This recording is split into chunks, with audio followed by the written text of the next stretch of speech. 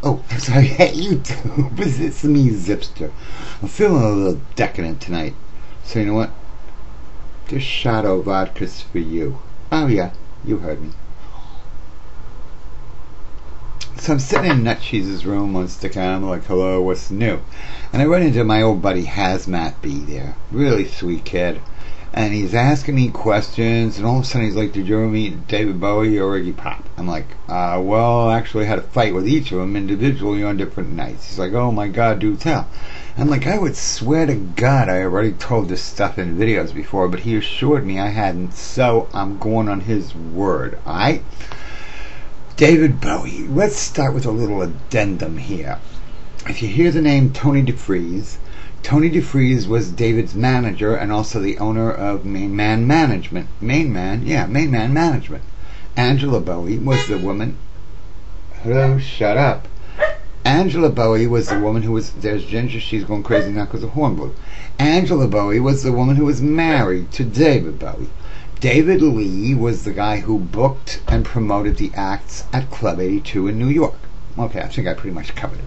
So, I had met Angie Bowie at Club 82, weeks before, months before, whatever, this all happened with David actually showing up. And Angie and I became good buddies, and we would get stupid together and do stupid things, but that's all beside the point.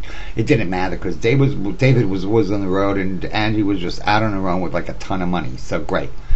So anyway, one night, okay, between sets at Club 82, back in the dressing room, David Lee comes back and says, David Bowie's here and he'd like to meet you. Should I invite him back? I'm like, yeah, sure. Yeah, I don't have a problem. Meanwhile, when David Lee told me that John Lennon was there and should I invite him back, so I'm like, no, I will puke on his shoes because John Lennon, hello, no, I don't even want to meet him. Oh, I love him too much. But David Bowie, yeah, I could handle that. So David Bowie comes back with two big black bodyguards and walks into my dressing room, and I'm like, oh, Mr. Bowie, thanks for coming. And he said, I just have a few words to say to you. I'm like, okay, what? And he said, do you know what you are? I said, whoa, in what respect? He's like, you are a cheap imitation of me. I was like flabbergasted. I'm like, you really, truly asked the booking agent of this club to come back, and then you come back to my dressing room and you tell me that? Meanwhile, this is like 1974. He had just put out Diamond Dogs, which wasn't the best of his work. So you could tell he was like doing a lot of cocaine or whatever. And I said to him, I'm like, you got a lot of nerve, man. You just put out Diamond Dogs and you're coming in here telling me that what I'm doing is an imitation of you? What are you, crazy? I went ballistic. I mean, I'm up in his face like all frickin' crazy. All of a sudden, what happens? Hello? They don't throw David Bowie out of my dressing room. It's two black bodyguard dudes come and pick me up under the arm and carry me out of my own damn dressing room. And I'm like, this is so wrong. This is so wrong. I'm like, David Lee, they're carrying me out of my own dressing room. And it got straightened out after a while, but you know what?